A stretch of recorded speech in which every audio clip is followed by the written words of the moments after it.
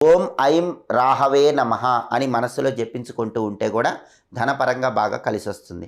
అలాగే మీ జాతకాన్ని మార్చేసి మీ దరిద్రాన్ని దౌర్భాగ్యాన్ని పోగొట్టే శక్తి తుమ్మ చెట్టుకుంటుంది.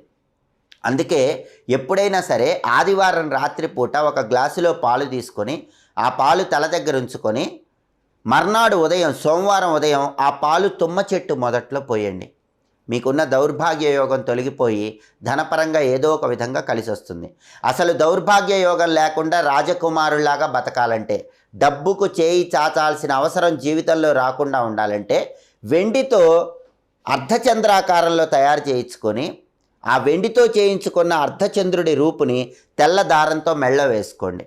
అలా వెండి చంద్రుణ్ణి మెళ్ళో ధారణ చేయటం ద్వారా కూడా ఈ దౌర్భాగ్య యోగం అనేది జీవితంలో రాదు. ఒకవేళ దౌర్భాగ్య యోగం ఉన్నా సరే అది తొలగిపోయి విశేషంగా ధన ఆదాయం